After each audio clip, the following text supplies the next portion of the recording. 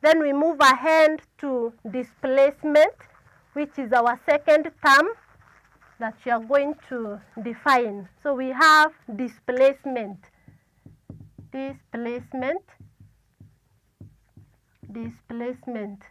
Now displacement is denoted by a symbol, that is a letter S, small letter S. It is denoted by a small letter S. So we can write it even here, S. It is denoted by a small letter S. When we talk of displacement, it simply refers to distance in a specified direction. It is distance, but now in a specified direction. It is therefore distance in a specified direction. It is distance in a specified direction. For example, we can talk of 3 meters due north. 3 meters due north. So here we have the distance and we also have the direction. And therefore this shows the size and then this shows the direction. And therefore we say displacement is a vector quantity because it shows both the size and the direction. So displacement is a vector quantity. Displacement is a vector quantity, meaning that it shows both size, which is the same as magnitude, size and direction. It shows both the size and direction. That is what we refer to as displacement. Distance in a specified direction, and we are saying that therefore it will be specified by the value comprising of the unit, for example the 3 meters. Then we also have the direction, 3 meters due north. And therefore displacement is a vector quantity, meaning that it shows both the size and also the direction. Now I can give you an example to be able to differentiate between the two, that is the distance and displacement. And I want you to consider this. Consider if a body moves. If we have a body, if a body moves due east, if a body moves due east, followed by a movement,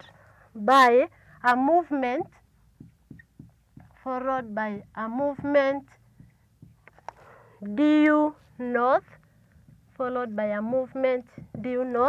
This is what we are going to have for a body moving due east, followed by a movement due north. So we have a body moving due east. Let's say we have our body here moving due east. Let's say we have the starting point here, A. Then we have the point here, B. It moves due east. Then again followed by movement due north. So we are going to have it this way. Due north. Let's say this is our point C. So there is followed by a movement due north. So this is the body moving due east and again due north. So if we have to find now the distance for this, the distance, remember this one will be right-angled. So we'll have the distance moved by this body from A to B, then from B to C. So we are going to have the distance as the length from this to this, that is A and B, then plus the distance from B to C, that is BC. Then when we want to calculate now, when we want to get the displacement, it will simply be direct from A directly to C. From A directly to C. So this is what we are going to have from A to C. So the movement is from A directly to C. And therefore our displacement, the displacement therefore will be equal to AC, A direct to C. So you can get the difference here. if a body is moving due east followed by a movement due north, then we are going to have the distance from A to B, then from B to C, that is the distance. Then we have the displacement from A directly to C, that is our displacement.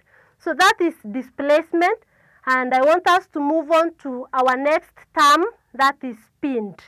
Our next term is speed.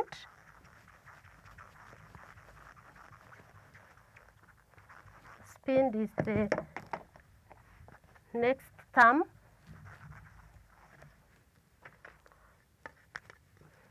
Speed, then we learn how to calculate the speed. So we have speed, and I want to define what speed is all about. When we talk of speed, speed refers to distance moved per unit time, the distance covered per unit time. Speed is the distance covered per unit time. When you hear of the word per, it simply means we are dividing. So when we have speed therefore will be equal to distance covered, the distance covered per unit time, so divided by the time taken. Distance covered per unit time, this one gives us the speed. That's how we define speed, distance covered per unit time. And therefore, from this formula, whereby we are saying that speed is distance covered per unit time, we know that the SI unit of distance is meters, and the SI unit of time is seconds. And therefore, the SI unit of speed is meter per second, is therefore meter per second, or meters per second. Meters per second, which we write as meters per second this way, or you can write it this way, it simply means the same. So the SI unit of speed is meters per second. But again, we have another unit. Speed also can be expressed in kilometers per hour. It is another unit, but it is not the SI unit. Just like we have length, the SI unit of length is meters, but again we have other units. For example, the kilometers, the hectometers, we have the millimeters, the micrometers. All those can also be used to represent length, but the SI unit is meters. Therefore, also for speed, another unit, speed can also be expressed. Speed can also be expressed in kilometer per hour. The kilometer per hour, which we write as kilometer per hour, or simply the kilometer per hour. So it can also be expressed into kilometers per hour. Now with speed, we are saying that it is the distance covered per unit time. And therefore also speed is a scalar quantity. Distance is a scalar quantity, time is a scalar quantity. A scalar quantity divided by a scalar quantity gives a scalar quantity. When you have a scalar quantity, scalar divided by scalar, it gives you a scalar quantity again. And therefore, speed is a scalar quantity. Speed is a scalar quantity, meaning that it will only show the magnitude or the size, but it lacks direction. Now, we have seen that speed is distance covered per time, per unit time. And this one will only apply for a body that is moving with uniform speed. This is for a body moving uniformly, but if that is not the case, if the body is not moving at a uniform speed, therefore we come and calculate the average speed. The average speed, which is given by the total distance covered,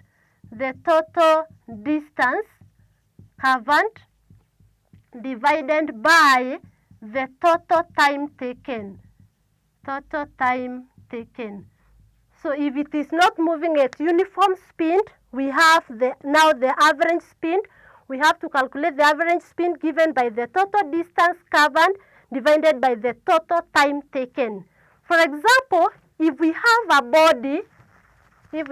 body or an object, let's say this object is moving from point P to point Q, and the distance from point P to point Q, let's say it's 2 meters, then it takes some rest. On reaching at point Q, it takes some rest, and it takes rest, let's say, for 2 seconds. And to move from P to Q, let's say it took 10 seconds. Then again, it continues with the journey from now the Q, it continues up to R. And let's say that this distance is 1 meter and it takes 6 seconds. Therefore, when we are calculating the average speed for this journey, the average speed will simply be equal to the total distance. The total distance whereby we have 2 meters, we also have 1 meter. Then we divide by the total time taken, whereby we have 10 seconds. We also have the 2 seconds for resting, and we also have the 6 seconds. So this one will give us the average speed, which is the total distance covered divided by the total time taken.